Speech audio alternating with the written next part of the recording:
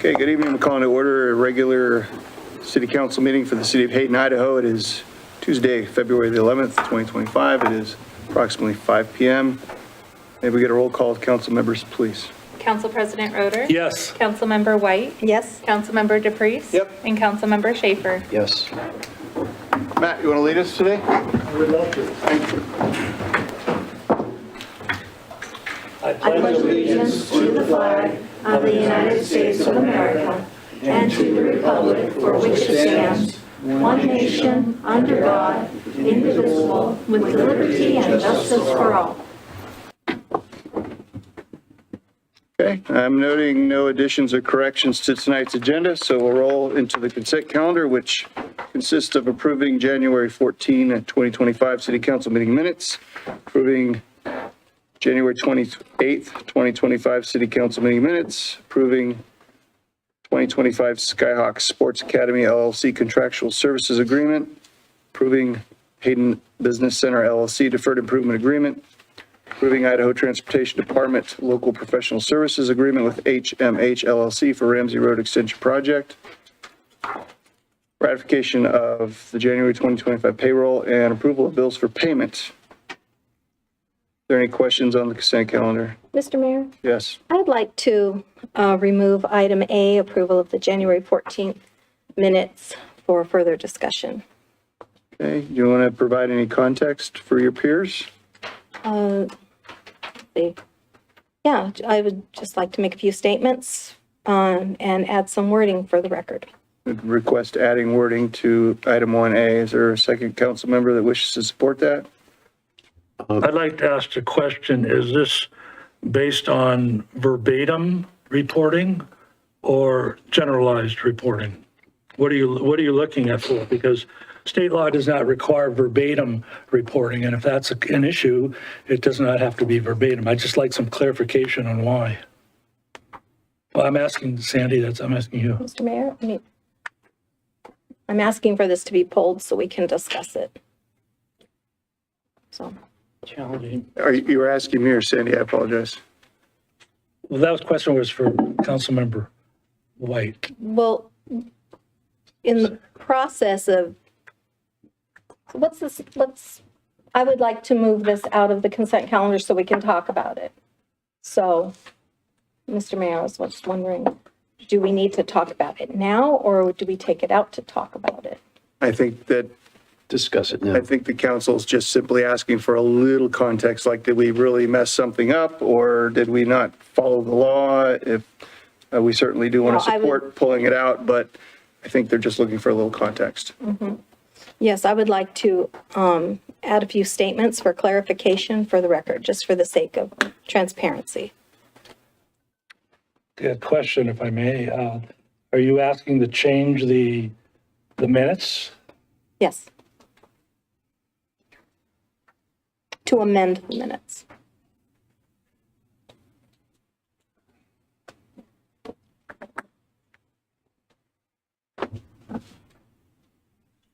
Anybody want to second that or not? She can make a motion to amend the minutes right now, and then you can still approve the consent calendar as is. Okay, we would accept an amendment if you would like to make an amendment to the minutes. Okay. All right. Yes, on 4B of the January 14th minutes, item 4B, I would like to add to the last paragraph where it says Councilmember White requested a legal option on the legality of the mayor breaking the tie vote on an ordinance adoption. The action was stayed until the legal opinion was received. And I just wanted to add two things to that. I wanted, for the sake of transparency, I just wanted to add Idaho Code 50902 is what I asked about. And I would like to add the language that an opinion as to whether or not the motion is or the decision is valid will have an opinion at the next meeting. I just wanted those things added. Any objection from council or comment from council? Well, she read Idaho Code 50-902 into the record at that night. If she wants to add the citation to 50-902, I think that's appropriate. I'm not quite sure what the second point was. The second point was that we were going to be given a legal analysis as to whether the decision was valid or not in the next meeting. You are given a legal analysis in writing, so the council, that is an attorney-client protected privilege. Your council would need to vote on whether or not to disclose that legal analysis in a public meeting. Okay, because we were told in the meeting that we would have it to be read from the dais. I don't know exactly what the recording is, but you were provided a legal opinion in writing. Okay. I was just thinking for the sake of transparency, for the people to know that the opinion passed or not would. You want the people to know whether or not the opinion was provided? Because the answer to that is yes. We have clarity as to what the opinion was. Well, it was an attorney-client protected privileged communication. So the Okay, law well- requires that you guys take a vote on whether or not to disclose that communication. Okay, well, what I'm asking for here is just clarification from the minutes that an opinion was going to be given in the next meeting. And that's what I think Abby would probably have to go back and listen to the recording to know exactly what was said. okay.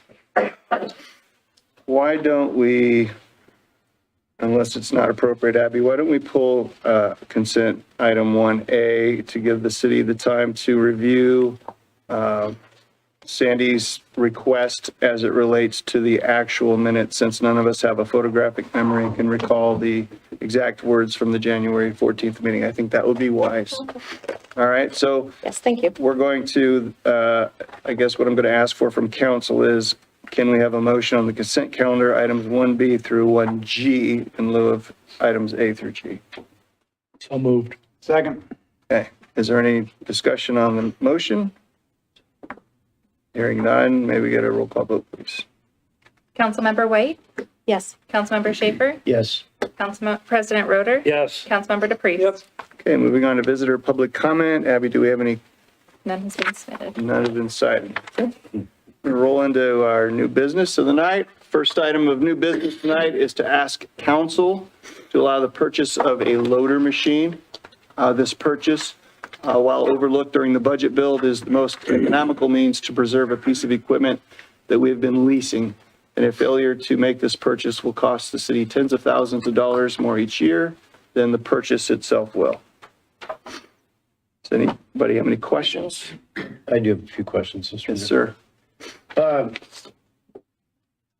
This is kind of out of my wheelhouse, so I actually had to look up what a cat loader is. Yes, I admit it, I'm not a truck guy. And I just want to make clear, this is basically to support public works stuff, right?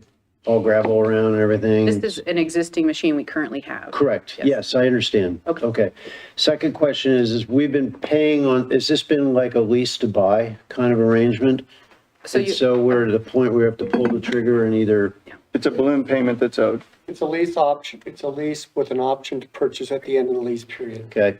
And so I see 128,655 at the top. Was that the gross, or was that, is that what's Growth owed? was like 205,000. Okay, so if we pay 128,655, that closes the deal, right? Correct. Okay, thanks. Any other questions? No, just a question, because I think I know the answer, but I'm going to ask it. If we were to go and buy that model with the same hours, what would that run, Alan, if we had to go buy one right now? I don't know what it would cost to buy that new, what the hours it's on it. I can tell you that the cost of equipment has gone up like 22%.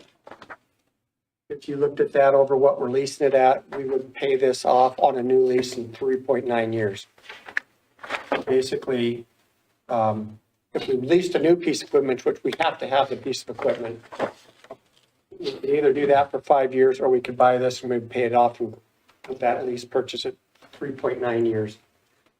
The cost to buy that new would be over, I know it's over than what we're paying for it. How's that?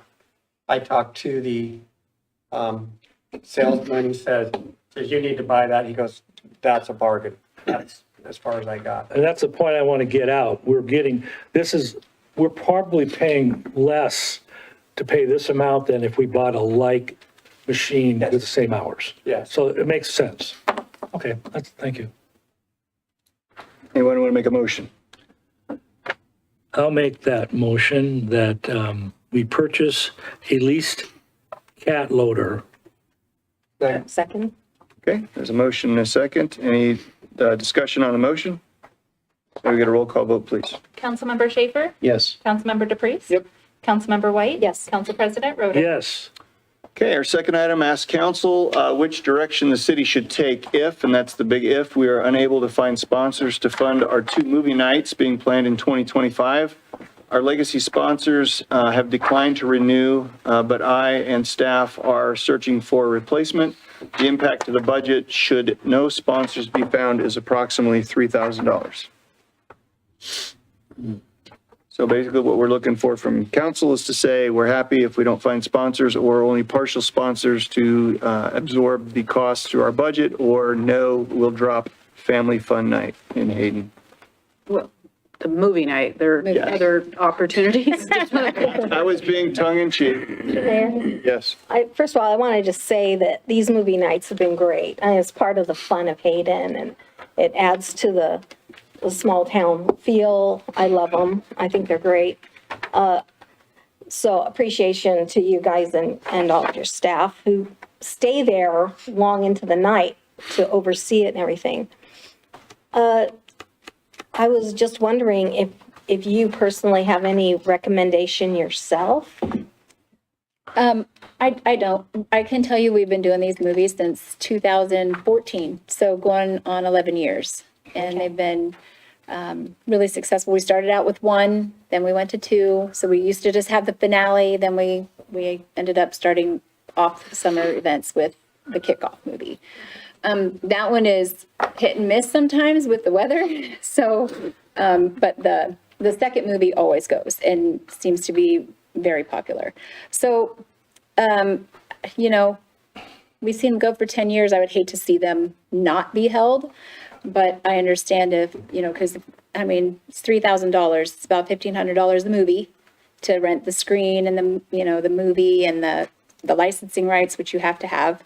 So, you know, our sponsors just didn't do it this year. So we're still looking. The mayor's helping. So we're still, you know, hopeful that we'll be able to raise some money for it. But if we can't, we just need to have some direction from city council whether you still want to hold those movie nights. I have another question. Does the vendor who brings the screen also do the projection? Yes. So it's a It's their whole package? setup. It's, yes, they do. Okay. They have the projection, they have the music, they have all of that, the whole Okay. setup. 'Cause I was going to ask, can we buy our own screen and do it ourselves? But I don't think that's It's, practical. I think that it's close to like $10,000 for that size of screen. Yeah, Okay, to buy it. okay. Ed? All right, thank you. If a private sponsor can be found, that's a possibility, isn't it? Yes, Okay, so To purchase the equipment or to? to hold the movie night. to sponsor the event, and how much is it, like, is it per night or per season or whatever? About It's 16. per night. It's about 15, it depends on the movie, you know, so we have to get it licensed, which can be anywhere from, you know, $500 to $600. Depending on if it's a weeknight or a weekend that they want to do it, it's about $100 more to do it on the weekend.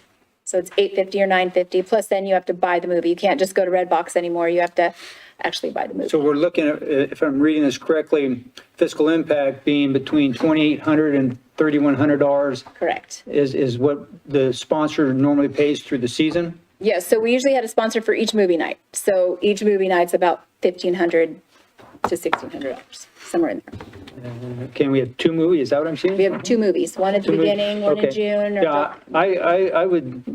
I would say, let's keep this open, and my sense is that there's at least one individual who may privately sponsor it. So in the event that we don't find a sponsor in that scenario, we'll still move forward with planning it and funding it. Is that what I'm hearing is what you're stating? I would think that the scenario I'm considering, that possibility would probably come to fruition Okay. rapidly. So we'd know exactly kind of if that plays out, and if otherwise, you know, I'd say for right now to plan And if nothing happens in a period of time, then it's up to the council. Yeah, I guess that question is do you want us to come back to council with that at some point in the future? We'll probably be a little bit more desperate at that point to determine whether we need to get these people scheduled or not. That's why we're asking for that clarity now, so as we navigate towards scheduling. I sense we'll know within the week maybe whether someone, But the question is, and Lisa, if you could maybe give some kind of indication, can we absorb a $3,000 hit if the worst case scenario was to happen? Yeah, I That gave you was going to guys, be my question. I gave you guys ahead of time a summary of the budget that I was able to do with my limited skill set. when's the deadline that you, But the short answer is The yes. short answer is yes, we can absorb. Okay, so we can absorb it. We're just looking for council to be comfortable with that, so we're not operating without your consent. So, Just for context, on the previous item that we just approved, we accounted for the annual payment, but not for the final payment of this Right. lease. Okay. And that similarly, I, again, provided you this as a means of comfort to know that Got we it, can I afford that. as well. understand, but there are those things that will happen throughout the calendar Yeah, year. absolutely. And I would consider purchasing a cat loader way more important because roads are important to the public.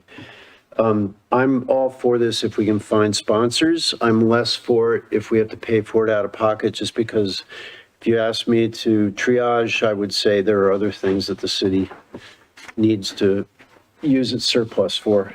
so does council as a body need the city to come back in a couple of weeks or a month and revisit this, or is? We have time, don't we? what's the deadline, shall we say, that we need to say, okay, yay or nay? We probably have another month before we have to really make a decision, because we have to get the licensing, we have to set up, we have to schedule the movie or the screen and all of that stuff. And there's contracts that go with that and all of that kind of stuff. Can we delay? It's up to the majority of the Well, I guess council. the question then is really, if we find the vendor, we won't need to come back. But if we can't find them, then we'll be back before you. And Got it, So got that's it. what I say. If we don't find it in I was just 30 hoping that days' we- time, we would find Make a that clarity motion tonight. to come to address this again in 2 weeks. Yes, but I have a feeling that it won't be necessary. I see someone who's in the audience who's letting me know this is not an issue. So I have a question. Is it possible to reach out to our citizens to see if anybody would like to?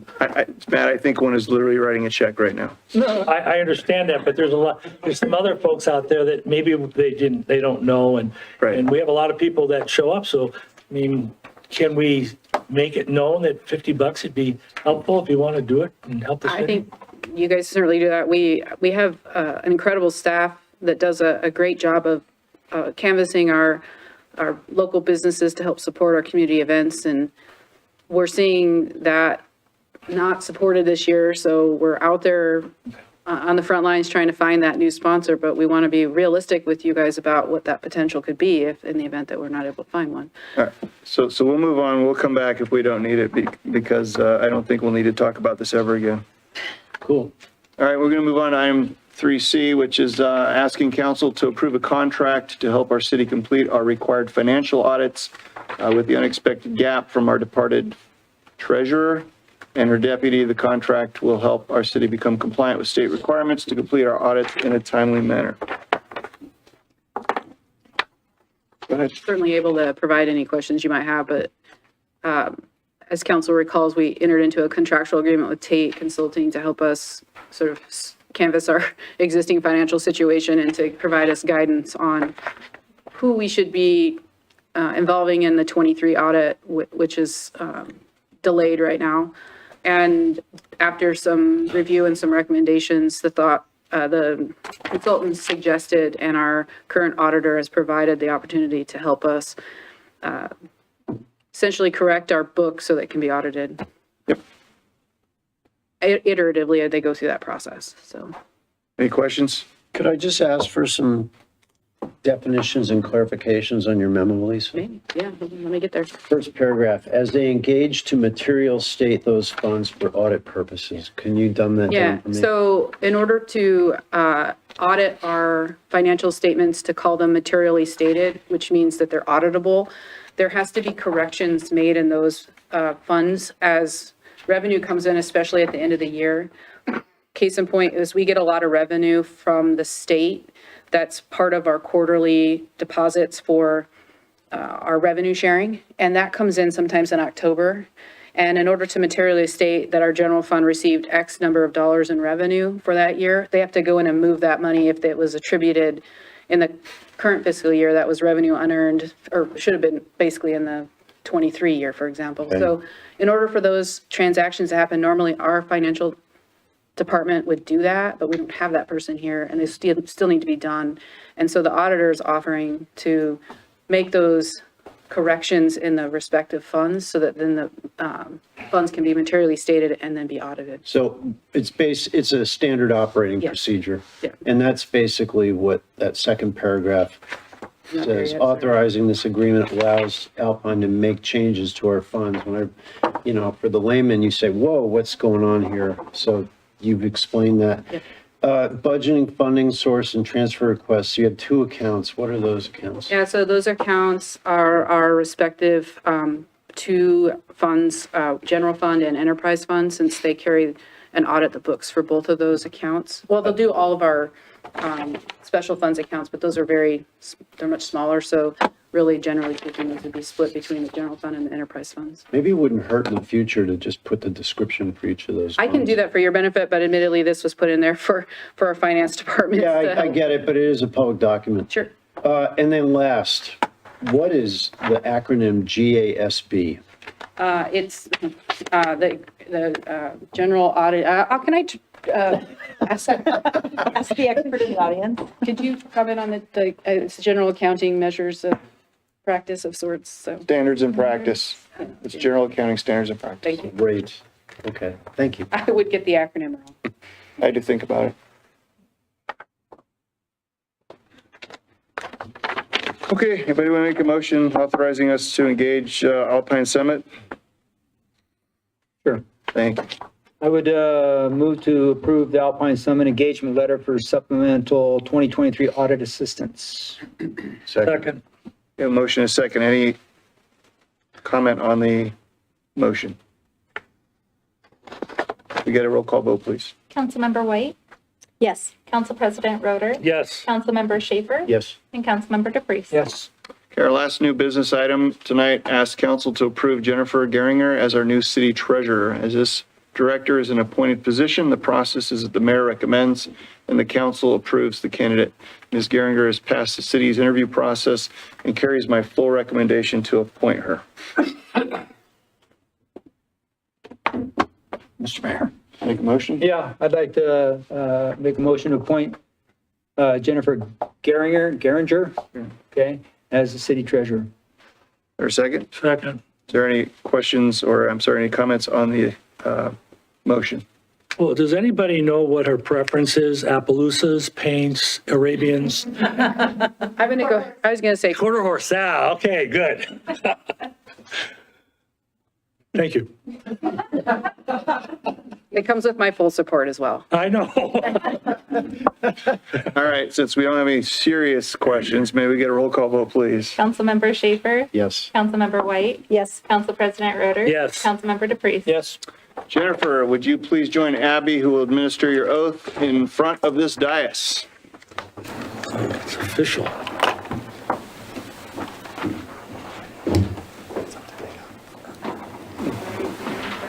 The seal, so it's a nice pretty background. All right, will you raise your right hand? And I'm going to ask you the oath, and then you can affirm or swear after I'm finished. Do you, Jennifer Geringer, solemnly swear or affirm that you will support the Constitution of the United States, the Constitution of the State of Idaho, and that you will faithfully discharge the duties of City Treasurer of the City of Hayden according to the best of your ability? Nice, ma'am. You can go ahead and sign that.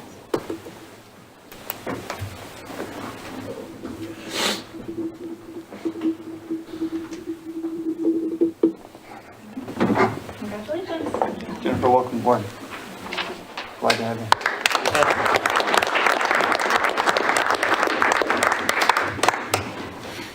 Okay, we're going to move on to reports. Anything from the city administrator tonight? Yeah, just one item I wanted to make you aware of, and that is, I gave you a slide here. And I gave you this as a response to the conversation that occurred with the Public Safety Commission over the recommendations going forward. I realized that I maybe wasn't as clear about the, what I call the shortfall of what we're getting in our labor cost paid to the county sheriff versus our actual cost on the sheriffs. And so what you'll see in red is essentially what I'm calling the subsidy rate by the Kootenai County Sheriff's Office. I think it was confused. I believe that there was thoughts that the $271,849 was relative to the cost of the lieutenant position. And really that cost is $151,000. And we are working, the mayor and I are working with the sheriff's office on a proposed plan to bring forward how we could fund that position as we navigate towards the next budget year and or potentially in this budget year. But I just want to make sure you guys understood that. And then the back side of that is just the substantiated data that supported that claim. I did take the deputies' names out, so it just lists it as A through I, and then an average amount for the detectives. So if there's any questions on this, I'm happy to do my best to assist. When you say fringe, you mean benefits, right? Yeah, so it's the cost outside of the hourly cost. So it's also the other additional taxes paid, like to Social Security. And Yep. So fringe in this case would be the same as total loaded cost on Right. the front. Yeah. And then the second thing I gave council is, I guess, my best attempt at showing you where we sit financially year to date. If you're looking at this form, the front page is a summary of the remaining 10 pages. And it gives you the actual information for fiscal year 22, the 23 unaudited and 24 unaudited actuals based on just simply revenues and expenses. I'm hopeful that as we navigate with our new, towards our new finance director and in that process, get us to a more monthly update with you guys over fund balances, but right now is the best I can do. If you want additional information relative to those numbers, the supporting documentation is behind. For the record, I just want to make a comment that right now, when we look at the total revenue over total expenses in general fund, which is the fund we're sort of really careful about because it's the one fund that's supported by tax dollars. When we look over that course of the year, the 3 years, income over expenses, we're showing relatively about $1 million that over those 3 years of revenue in excess of expenses. So, and then of course our Fund 111 amount, which is our interest on our accounts that are in the state pool, and you'll see that amount there is 1.2 million in over that same time frame. So I'm careful to say that's what we have in the bank because we have to compare that against the investments that we have, and we see some true ups relative to that. And I put a phone call into Jenny Tate to ask her about that for now, but I didn't have an answer for tonight. So just know that that number could potentially change. Thank you, Lisa. Any questions for Lisa? Yeah, I have one. So deputy A through I, these are actual deputies and how much they're being paid currently? That was the information that the sheriff's office gave us as we were navigating towards working with the Public Safety Commission. I believe those have gone up slightly because I think some numbers are off, but relatively speaking, those numbers are given to us by the sheriff's office. My understanding is we have a contract for 10 deputies, there's only 9 there. The detective average is the 10th one.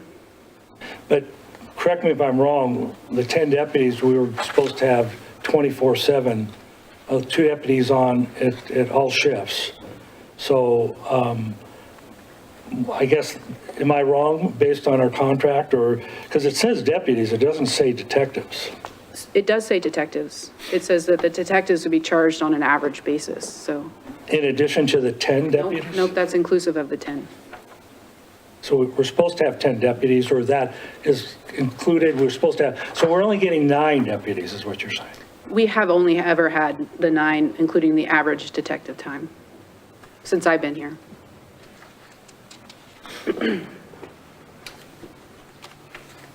I guess to kind of tag along with what Matt was just talking about and ask the question, I know my main concern was the big issue of having 2 deputies in the city especially during the day and swing into the evening, maybe not your graveyard. That graveyard was only supposed to be one. But they are scheduling based on what they've given us here. We do have 2 deputies on duty basically at all times. They're attempting to meet all that, even with the need for time off and other issues that come up with employment. So, yes, they are attempting to meet that. And I want to say with confidence they are meeting that. I don't see our numbers showing otherwise, but. Okay. Follow-up question regarding the, I kind of lost that thought for just a second because of what Ed was talking about.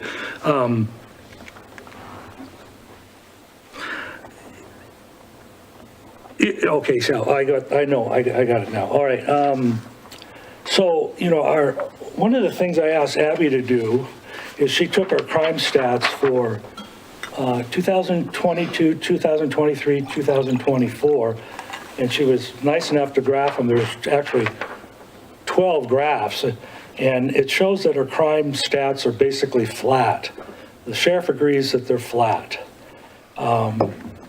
And so with that in mind, that our crime stats are flat, and with the Public Safety Commission, their statement has been that we have adequate staffing for Hayden, and that was just last year is when they said that. I have a hard time coming up with why we're going to need a lieutenant with 15 years experience at $151,000. To me, that doesn't add up.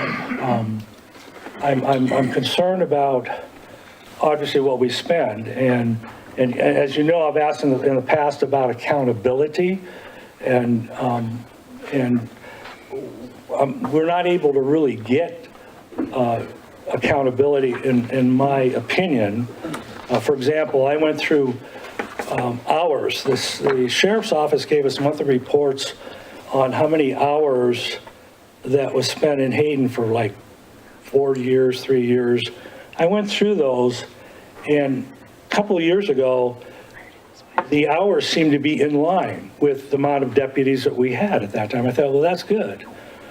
And then in January and February of last year, they showed like there were 26 deputies in Hayden for the full time in the whole month. We were told that was incorrect, and that number is wrong. And now and then the mayor dove into the years where it looked like those numbers were correct for hours, and they said they were under-reporting, so the hours were a lot more. So basically, we have 3 years or so of hours that don't mean anything, and we're trying to make, at least I'm trying to make decisions based on the data that we're given. So we have several years of, I'll put the term, I don't know how else to put it, but bogus hours. And so I'm concerned about, again, accountability. I'm concerned about we have adequate protection. I'm concerned that we have flat crime rates. So why are we looking at adding a lot more money to the budget, trying to figure, are we going to eliminate movie night? Are we going to eliminate something from Parks and Rec like soccer? Or are we going to take it away from roads? Where are we going to get this $271,000? Matt, those are great questions. I think that should staff and I bring forward a recommendation to actually bring a lieutenant on board here, those are great questions at that time. Okay, this was a topic, so I This is just me clarifying. Well, I understand. think I misled At the end of the day, the budget is our biggest hurdle for this, and obviously, council would need to consider the budget and the value added by our quasi-police chief, should we get one. But this time right now, we're not in a position to, forgive me, pull the trigger. It's all right. You could say pull the trigger. Mr. Mayor, I have a question on the calendar. Yes. Okay, I was going to ask Lisa, on the 18th of February, there's a 3 o'clock HURA meeting. Is this going to be live streamed and recorded? don't believe we record that. I don't know that that's our responsibility. Separate entity. Yeah. We've been contracting that to be recorded. Her meetings have been, It shouldn't have been, it was a mistake. Okay, so the answer is that's her to answer. I assume we're done with law enforcement? Well, do any council member have a board or report to make? I will share, I have not. I do have a suggestion for soon future workshop. Okay, we can move on to number 5. Okay, sorry. That's all Was I right. getting ahead of you there? It's all good. Okay, so in light of the handsome budget surplus that we have, and as we get going through the year and get busy with everything else, I think it would be important maybe if we have a workshop to discuss how this money could be used. There's, for example, last city council meeting, Alan Soderling informed me that we have a growing backlog of road maintenance projects to be paid for. And, this would be money well spent in that regard. And then we could talk about other things that are probably important as well. We could do that. Another approach is we could integrate such into the budget planning cycle, which is due to start in a month or two. 1st of April generally. Yeah, I understand, but when I'm not talking about specific numbers, in those budget planning things, we tend to dive into the weeds real quickly. I'm thinking more of like, we can talk about our priorities. Okay. If everybody else agrees, I think it would be good to have that lined up. Tag right onto you here. Okay. Okay. We spent the last 3 years, in my opinion, quibbling about minor issues that don't really affect the 18 to 20,000 citizens and 11,000 registered voters of the city that much. As Council Member Schaefer just brought up, the serious, and I've been talking about this for probably a year or so now, the city is facing serious and costly road, intersection, sewer, infrastructure issues, and yet we continue to, in my opinion, waste time and bicker about things that really don't affect the people too much when it comes to their day-to-day lives in the city. We hear concerns about the constituents. Well, be honest, and I have not had one, no, I've had one in the 3 years, concern from a constituent about videotaping, about the consent calendar, about a lot of these things, one in 3 years. We need to seriously look at workshopping and dealing with what do we have, $55 million on the capital improvement plan steaming down the highway at the taxpayers of this city. And for 3 years now, basically, we're just kind of, shuffling all along and messing with little stuff up here. And I don't know whether the surplus is going to put a dent in it. But when you have $55 million in 5 years that are coming at you, we better start sitting down and workshopping, brainstorming, coming up with ideas how we're going to pay for this. Because the citizens are not going to like it when they get slapped in the face. And I have had constituents say, what's going on with the improvement on the intersection over here? This road up here, it's pretty messed up, it's a rough ride, stuff like that. What's the city doing about this stuff? I held a little community meeting and it was a topic of discussion. What's the city going to do? So we need to, again, in my opinion, stop messing around and get going and doing some serious business to deal with the serious issues that we're going to have to pay for. Okay, so I'm hearing you second basically what Tom said a little more verbosely. Lisa, could we have something like that in the next month, mid-month maybe? Would that be enough time to prepare? We can certainly query council about their interests of dates that work for them. Right, but I mean, as far as preparation, we don't want to just come in and we have to be prepared to have the discussion. Yeah, I guess I just want to maybe point out one of the parts of the agenda or the budget that gets, I think, sort of overlooked when we start getting into the nuances of budget line items and expenses that we're talking about iteratively through the collective year. But you did pass a 5-year capital plan that does have a number of large capital projects associated with it. Some of those, and much of them, are in the general fund. And the money that if we are frugal throughout the year and are able to have, and ideally you want your revenues to exceed your expenses by some, if not as close to zero as possible.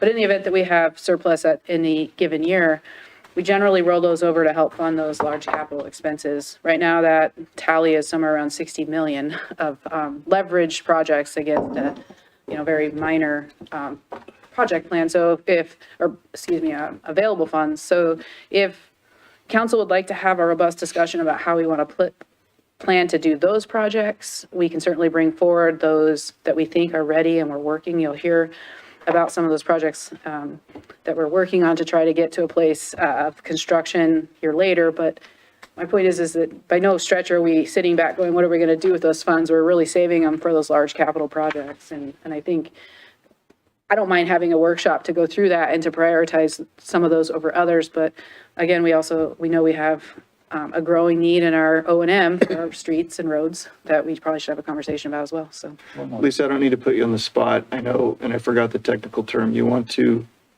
help shape a policy where we discuss how much we want to keep as a reserves policy. That's the word I want to use. Are we close to doing that? In other words, there's a cart and a horse here. We don't want to give council and say, here's X number of dollars and have them go spend it and then have a reserve policy come behind it that contradicts what we just said we're going to do. right. So there are two different kind of funding pots that we want to work on. And one is a reserve policy that makes sure our cash flow can handle the ups and downs. When we think about the way government works, we have large deposits made at certain points of the year as we receive revenues tied to either when folks pay their property tax and we get that from the county, or two, when we get state revenue from sales tax revenue, fuel tax, and liquor tax. And as we move through those cyclical parts of the year, we're going to be eating into reserves in order to keep our cash flow current. And that reserve policy is something I want to work with council on what's reasonable. And then you'll have your savings account that you're going to save for your large capital projects so you don't have to go out and bond for those. And those are the policies I'm trying to work on. I started it and was working with the former director of finance, and we didn't get very far with that. I needed their buy-in to that process. And so I have a framework built, but it's Are the two subjects dependent on each other? yeah, for the most part. And because how we prioritize our savings account and how we prioritize our reserve is sort of codependent upon how much funds are there. Some cities that I've worked with tend to have a very narrow area. We've been lucky and blessed with a very conservative council and expenditures that we have maybe a more healthier one. So what is the realistic amount that we should be in, and should we shuffle some of those funds over to help support large capital? Those are questions that we want to bring forward to you guys as we navigate that, but I'm not ready yet.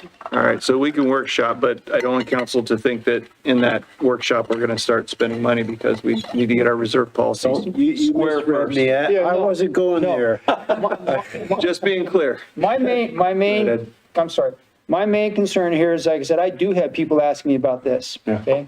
And I when they ask me, about little things, I can, say, well, whatever, come to the meeting and listen. But when they ask me about roads and sewers and infrastructure and how we're actually going to, what's the plan? I would like to be able to say, hey, well, we've workshopped, here's our plan. We're at least working on this plan. And right now, I can't tell people really what the plan is. Sure. And I'm getting nervous, being a citizen, as well as other people who are paying attention are beginning to get a little concerned that bring it all of a sudden wham, and it's going to be surprise. Yeah, no, I mean, by no stretch do we want to catch anybody in the community or council off guard with a major capital project. That's why we adopt every year with coinciding with the council, the 5-year capital plan. And that's our sort of opportunity for council to see those things that are necessary and need to be worked on. That's what staff spends their time on. We also know that there are things that we have been unable to plan for because of just simply the structure in which we're set up, and that's our long-range plan for our sewer expansion if we have to do that. So those are things that, I hear you, and staff's here to help guide you through that process, but we do tie our capital plan to our budget for those kinds of conversations to aid you in having them with the citizens. Okay, is there any other requests for future agenda items from council? I have one, Mayor. if Yes. I may. Today I met with Panhandle Health District, and I met with them, making it clear that I'm not representing the city of Hayden, the Hayden Area Regional Sewer Board, which I sit on that board, or the Hayden Urban Renewal Agency. It was as a concerned citizen. And the discussion was the aquifer. And the concern is the amount of development that is going over the aquifer and what effect does stormwater have specifically to the quality, because their concern is groundwater quality, and that's their jurisdiction. What they would like to do, and I think is a great idea, is to have a workshop with P&Z and with the city and have Panhandle Health District come and talk to us about what they see, what their concerns are, because we're not, at least I'm not getting, like, when we ask for the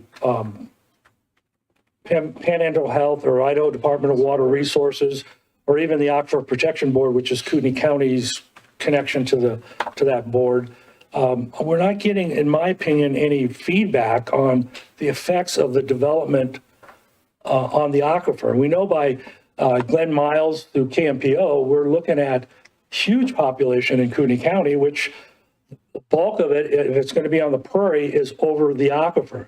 And we are being charged, every property over the aquifer is being charged a fee of about $5 a year. That's not a lot per year, but there's a lot of people here to protect the aquifer. And I think we need to look at the effects of stormwater that is generated by developments.